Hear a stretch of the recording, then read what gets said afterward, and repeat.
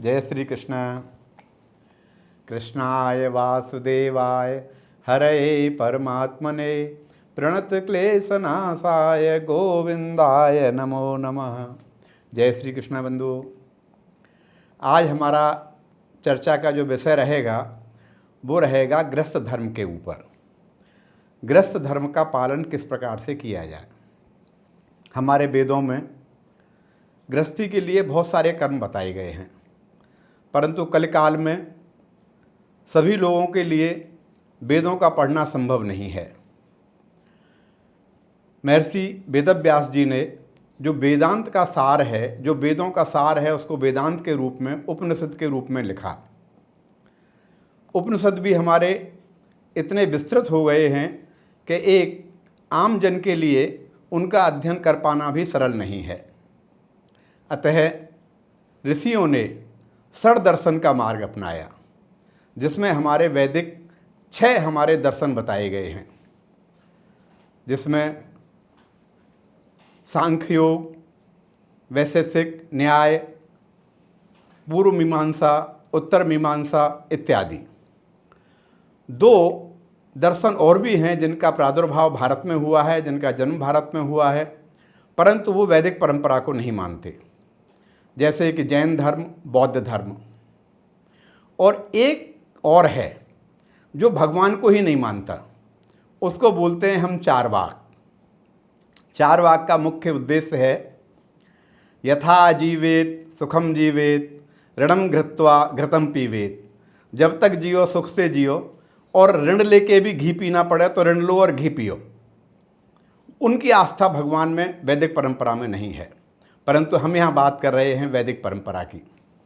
तो वैदिक परंपरा में मीमांसा में गृहस्थ धर्म के लिए 5 यज्ञ बताए हैं, जिसमें प्रथम है ब्रह्मयज्ञ, द्वितीय देवयज्ञ, पितृयज्ञ, भूतयज्ञ। ये सभी यज्ञ जो हैं हमारे लिए फलदायक हैं, शुभ कर्म देने वाले हैं। अब ब्रह्म जो यज्ञ है वो ऐसा नहीं है कि देवताओं के लिए ही है या ब्रह्म के लिए है।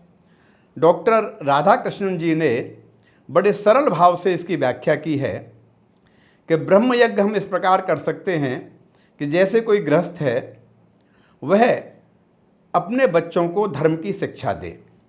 यदि आपके नगर में कोई कीर्तन हो रहा है, भगवत कथा हो रही है, तो आप अपने बच्चों को वहाँ ले जाइए, जिससे वो कथा सुनकर धर्म के प्रति जिज्ञासु बनेंगे। उनकी धर्म पिपासा को शांत कीजिए।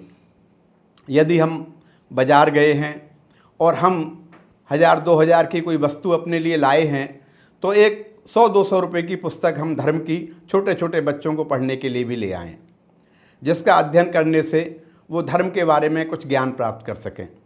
हमारे यहाँ यदि रामलीला का आयोजन हो रहा है, कृष्ण लीला का आयोजन हो रहा है, तो हम अपने बच्चों को अवश्य ले जाएं।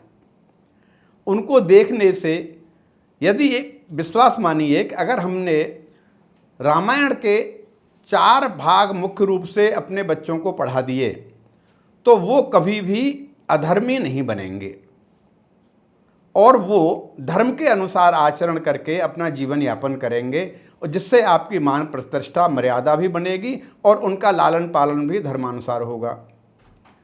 तो ब्रह्म यज्ञ हमारा ये है कि हम अपनी संतान को धर्मज्ञ बनाएं, हम अपनी संतान को धर्म की दीक्षा दें, धर्म के अनुसार चलने की प्रेरणा दें। दूसरा है हमारा देव यज्ञ। अब देव यज्ञ ये है कि हमको जो देने वाले हैं वो देवता हैं। देवता हमसे कुछ लेते नहीं हैं, हमें कुछ ना कुछ देते ही रहते हैं। जैसे सूर्य नारायण सभी के लिए प्रकाश की व्यवस्था करते हैं, उनके अंदर कोई भेदभाव नहीं है कि किसको ज़्यादा देना है, किसको कम देना है, समान रूप से वितरण कर रहे हैं। तो हम उनके लिए आभार प्रकट करें। प्रातः उठ के हम उनके लिए, उनको सूर्य नारायण को जल अर्पित करें। ये हमारा देवयज्ञ है।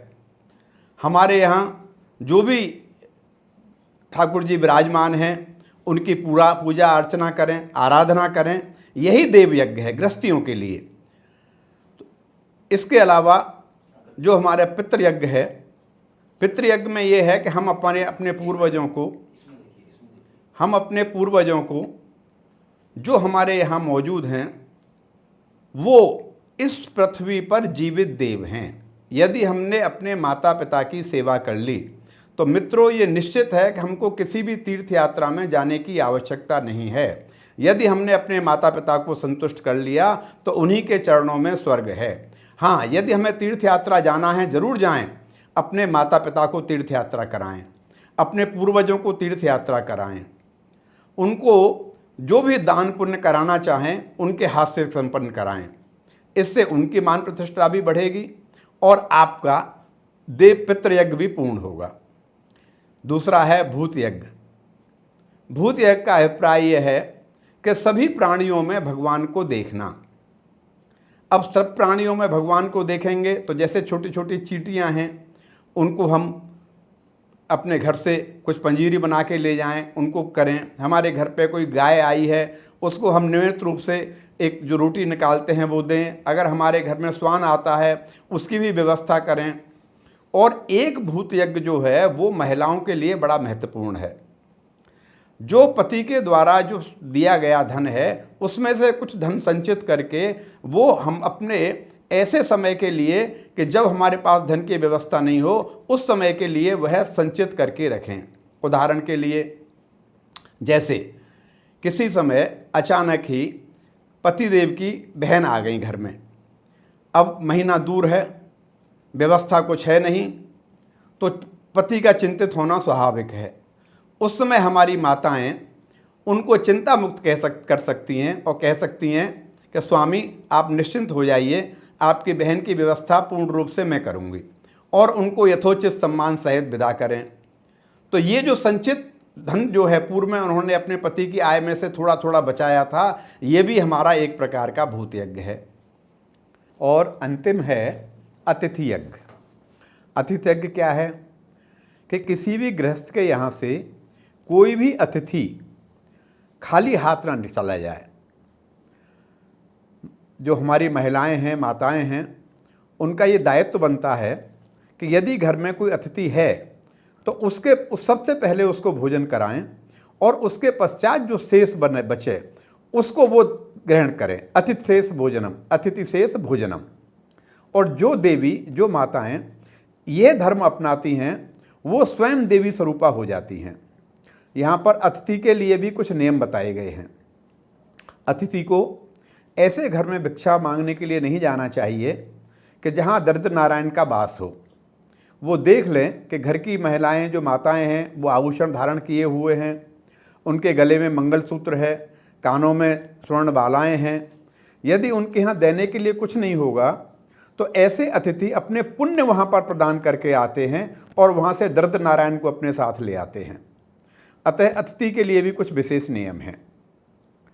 तो ये हमारे जो अतिथि यज्ञ है और बाकी जो हमने पूर्व में बताए, इन सब यज्ञों को एक गृहस्थ धर्म अपने जीवन में पालन कर ले तो फिर उसे सभी देवों की पूजा का प्रतिफल उसे अपने गृहस्थ धर्म में ही प्राप्त हो जाएगा। तो बंधुओं, मित्रों, हम धर्म का अनुसरण करें, धर्माचार्य करें, धर्म का पालन करें तो निश्चित रूप से हमारी संतति भी धर्म को मानने वाली और धर्म के अनुरूप चलने वाली होगी और इसी में सबका कल्याण होगा, हमारा भी, हमारी संतति का भी और इस समाज का भी। जय श्री कृष्ण। धन्यवाद। राधे राधे।